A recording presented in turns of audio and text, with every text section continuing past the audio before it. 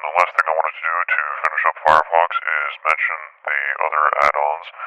Since the Google toolbar does not have any support whatsoever for Firefox anymore, and trying to manually update it so that the Firefox version 10 will work does not work as well. So you would have to find a substitute. I have here the Google Bar Lite, which functions similar to the Google toolbar, and it almost resembles it exactly. The other things that I wanted to demonstrate were the AdBlock Plus programs, as well as some of the other programs that will allow you to remove content from pages as though you were editing it yourself. So I have here the main page for yahoo.com. AdBlock Plus is useful because you can prevent certain ads from displaying. You can also manually select others that you do not want to display. So at this point you can see whenever I hover over a Flash animation or an Adobe SWF type of product, the block tab will show up, and if I click on this, it will give me the different types of rules that will be able to follow up on this. So in my case, I'm going to leave it as it is and choose to add the filter. And so now from this point, it's no longer there, it's just a blank white space. And this may or may not be useful to you, depending on whether you want to remove some more distractions from an otherwise crowded page.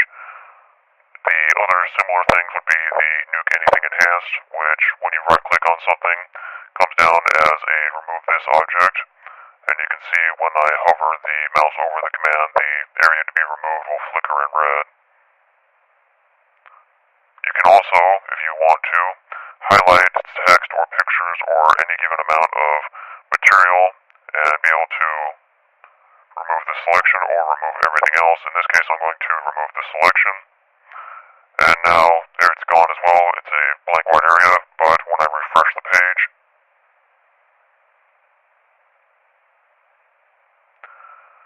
the text has returned, but the ad block removed flash ad is gone as well. If I wanted this to stay gone forever, I would highlight it, or not highlight it, but I would hover over the area that I wanted to remove, right click, and the remove it permanently would have the same effect. It would flicker in red the area that would be removed. If you go to the remove it permanently advanced or RIP advanced, you can choose to remove it from this particular page only, from all similar pages, or in this case from the entire Yahoo website. And so now if I click on it, this area, and choose to remove this permanently, I can do that, and if I do this successively, now that entire pane is gone.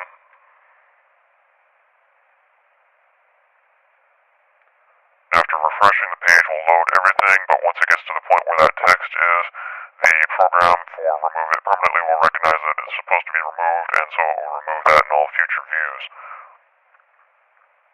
The other thing that I wanted to mention was the screen grab. You can see that I have it here in the right-click context menu.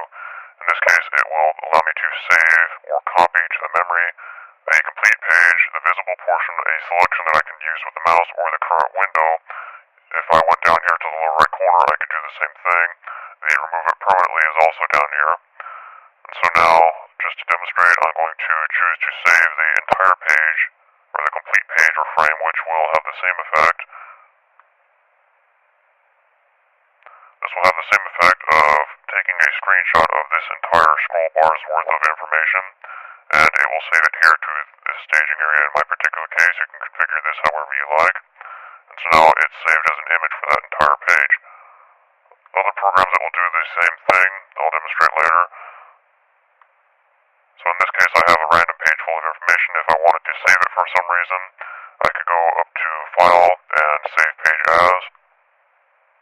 And the MHT add-on would allow me to use this MHTML, which would save the entire thing as a singular archive instead of a file that points to a folder full of other files, and then it will attempt to reconstruct the entire page and hopefully work properly the next time you open it. So now if I go back here, I can see the MHT file.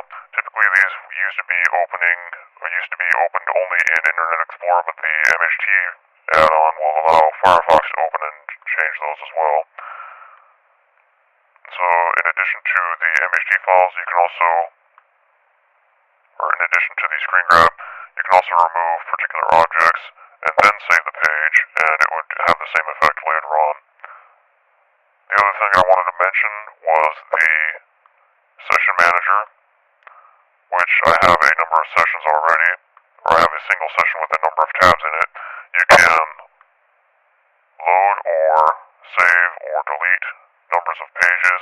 So in my case, I'm going to go to load, and I can see here that I have a single group with 28 tabs worth of information. Just to demonstrate, I'm going to load all of them. This is useful for if you are browsing a number of web pages and you have to cut your session time short. You can save it to the session manager, and you can be able to come back to these at your leisure.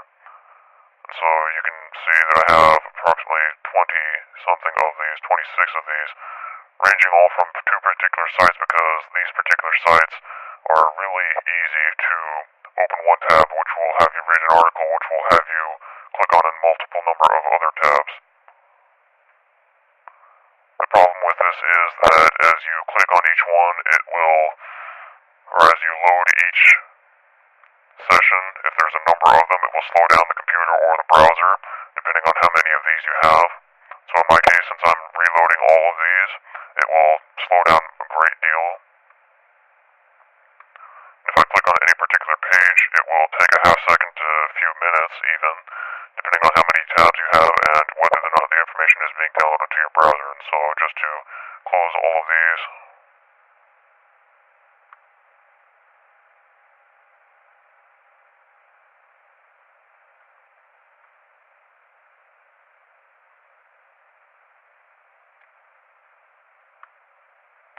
now the other thing that I wanted to mention is how to use the video download helper.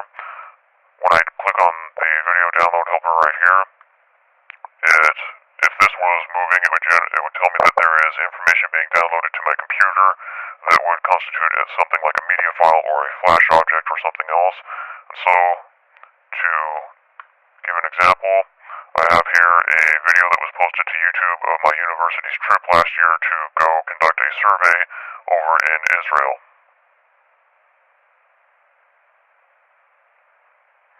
So now here I can see the icon is moving.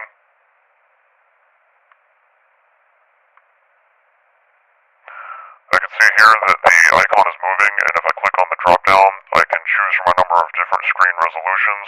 Just for argument's sake, I'm going to choose this 360p version, and it will pop up with a dialog box of where I want to save it.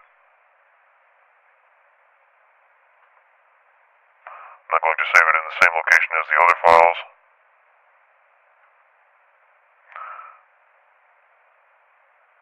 Now this easily will take a few minutes, so I'm just going to cancel it. However, this would be functional on any site that would allow you to download information, such as being able to go to, say, YouTube and downloading a video, or anywhere else that would have flash content or video content. For now, I'm going to cancel this and close it. And I haven't opened the Internet Explorer. Another way that you could find this same video file is to simply use Microsoft's Internet Explorer. It's a little bit cumbersome, so I don't advise using it. The way that you would do it would be to go to Tools and Internet Options, and then go to the Temporary Internet Files area on the General tab, go to Settings, and then go down to View Files. Now this will open up the file containing all of the internet downloaded objects to your computer, and after watching a YouTube video, you would be able to see the file here. It would be easier to find if this was descending order, and you would see the largest of the files here would probably be it, and it would have an extension like .flv or .mp4, depending on which type of video file you've watched. That's about all I have for Firefox and the different add-ons. Next I'll be moving on to how to convert and edit video and audio.